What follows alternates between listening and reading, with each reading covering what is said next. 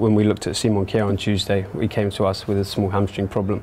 We did some straight line running tests that go straight into a stop. Each of these spikes is one step that he's taken, with the big spike and a small spike being his heel contact and his toe contact into the floor. Herrelandsholdets fysiske træner Ben Rosen analyserer på Simon Kjærs træningsdata frem mod andet playoff-opgør mod Irland. We can see that we're going from right leg to left leg in a very even pattern. So that's exactly the type of thing that we want to see. Nu er det dog ikke længere kun data fra træningen, der kommer de danske drenge til gode. I forbindelse med playoff-kampene mod Irland har DBU indgået aftale med Karen Higo, som faciliterer Åke Harreide og resten af staben med dybdegående informationer. Til første opgør er hele Telia-pakken således forvandlet til en datarede, der opsamler hver enkelt spillers bevægelser og aktioner. The data that is captured allows teams to understand the performance of each of their players. It helps minimize injuries. It helps the physical coaches to design training programs individually tailored to each individual player. It also enables the tactics of the game to be modified so that the team can play more effectively together and modify the tactics against each individual team. Med kun 72 timer mellem de to kampe er det for herrelandsholdet fundamentalt, at blandt andet træning og spillere disponeres perfekt. Der er ikke råd til hverken overbelastning eller træthed, og samtidig skal alle 23 spillere være klar til at præstere maksimalt, når Aviva Stadium lægger græs til de sidste minutter af årets kvalifikation. We need to have full understanding of everything the players have done.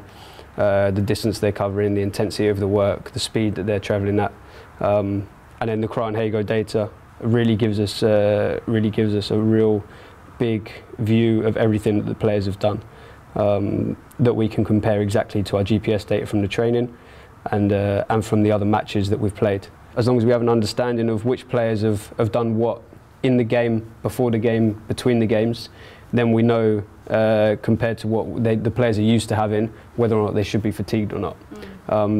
So it really means that we're not guessing anymore when we're setting up training sessions, when we're deciding which drills to do, which players should be doing what. We're not guessing based on just what we've seen and what we think. We actually have the objective data now to be able to make proper decisions. Og det er store mængder af data, der skal processeres, når stab og landshold skal gå fra tro til viden.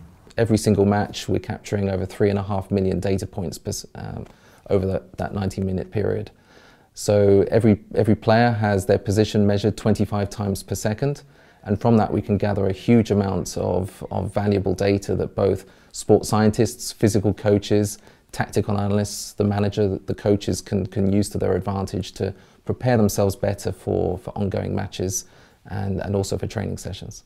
I de massive mængder af data kan der gemme sig guldkorn, små bidder, som i sidste ende kan blive afgørende for, om kampe bliver succes eller fiasko. Det kræver tid at rode med, men tid, som meget vel kan forsyne trænerstaben med det afgørende argument eller faktum, der baner vejen for deltagelse ved sommerens verdensmesterskab.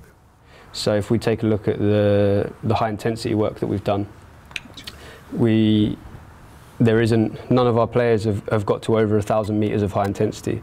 So although the match was very intense from a sort of physical battle point of view, the total distances that the players were travelling wasn't so high because of the small area that the game was played in.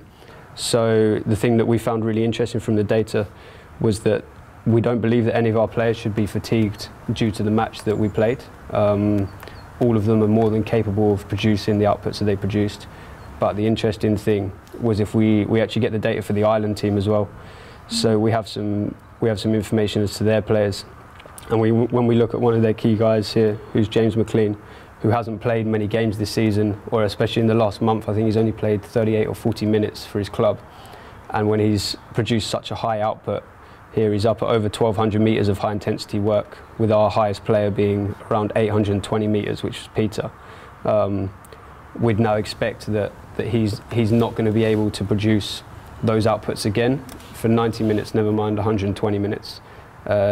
So it gives us some information as to how both teams are going to respond to the game, and then what I'd expect from that player now is that we see a performance drop after around 60 minutes from him due to fatigue from that match. Om det er præcis James McLeans og hans holdkammeraters fatigue eller træthed, der bliver afgørende, skal være usagt, men tydeligt er det dog, at hjemmeholdet i de sidste 30 minutter af kampen falder fuldstændig fra hinanden, og de rødhvide drenge lægger bolden i nettet hele 3 gange i den sidste tredjedel af opgøret.